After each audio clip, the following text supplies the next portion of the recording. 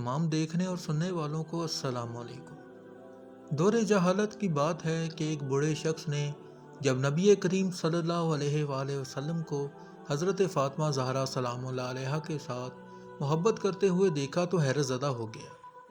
फिर उसकी आंखों से आंसू निकल आए। सोचने लगा कि किस बेदर्दी से मैंने अपने प्यारे जिगर को सिर्फ दौरे जहालत के रस्म व रिवाज की बिना पर जिंदा दरगोर कर दिया था। ये मामला देखकर नबी अकरम सल्लल्लाहु अलैहि वसल्लम ने फरमाया, आखिर क्या दास्तान है। इन्होंने बयान करना शुरू किया कि मेरी बीवी हामला थी। इन दिनों मैं एक सफ़र पर गया हुआ था।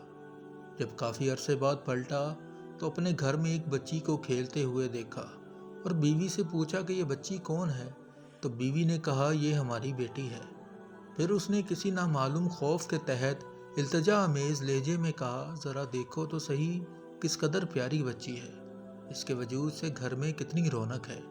ये अगर ज़िंदा रहेगी तो तुम्हारी यादगार बनकर तुम्हारे ख़ानदान और कबीले का नाम ज़िंदा रखेगी। मैंने गर्दन झुका ली और बीवी को कोई जवाब नहीं दिया, लेकिन लड़की को बगौर देखता रहा।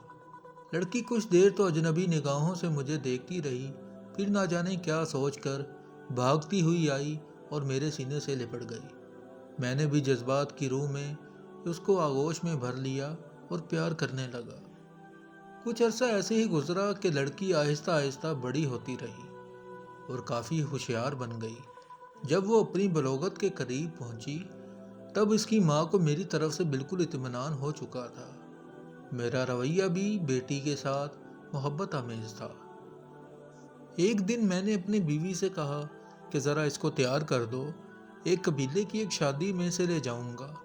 माँ बेचारी खुश हो गई और जल्दी से बेटी को सजा संवार कर तैयार कर दिया। मैंने लड़की का हाथ पकड़ा और घर से रवाना हो गया। एक गैर आबाद बियाबान पर पहुंचकर पहले से तैयार शुदा एक घड़े के करीब मैं खड़ा हो गया। लड़की बड़ी खुशी के साथ उछलती कूदती चली आ रही थी। मेरे करीब आकर रुक गई और बड़ी मासूमियत से सवाल किया, बाबा ये घड़ा किस लिए है। मैंने स्पाट लहजे में इससे कहा, अपने ख़ानदानी रस्म व रवाज के मुताबिक मैं तुमको इसमें दफन कर देना चाहता हूँ, ताकि तुम्हारी पैदाइश से हमारे और कबीले को जो ज़िल्लत और रसवाई हुई है उससे निजात मिल जाए।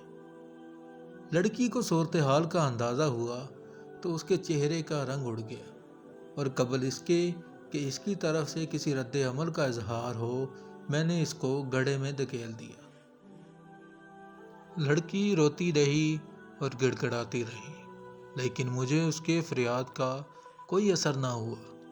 मैंने घड़े को मिट्टी से भर दिया, अगरचे आखिरी वक्त तक वो हाथ उठाए मुझसे ज़िंदगी की भीख मांगती रही, इल्तिजा करती रही, लेकिन अफसोस मैंने अपने दिल के टुकड़े को ज़िंदा दरगोर कर दिया।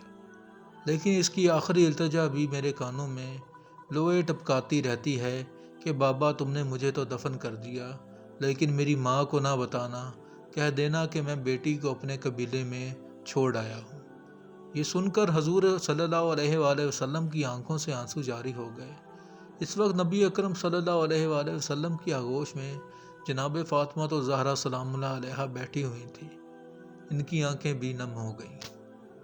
हजूर अकरम सल्लल्लाहु अलैहि वसल्लम ने अपनी बेटी को सीने से लगा लिया और आप सल्लल्लाहु अलैहि वसल्लम के होंठों पर ये जुमले जारी हो गए कि बेटी तो रहमत है, और फिर आसमान की तरफ देखते हुए फरमाया, मैं फ़ातिमा को देखकर अपने मिशाम जाँ को बहशत की खुशबू से मुअत्तर करता हूँ।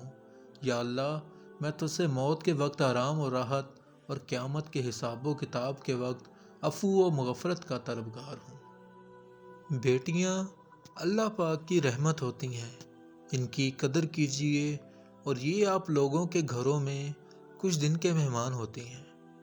इन्होंने आपका घर छोड़ के चले जाना होता है, लिहाजा इनसे मोहब्बत कीजिए, इनसे प्यार कीजिए, क्योंकि नबी करीम सल्लल्लाहु अलैहि वसल्लम अपनी बेटी जनाब फ़ातिमा तो ज़हरा सलामुल्लाह अलैहा से बहुत मोहब्बत किया करते थे।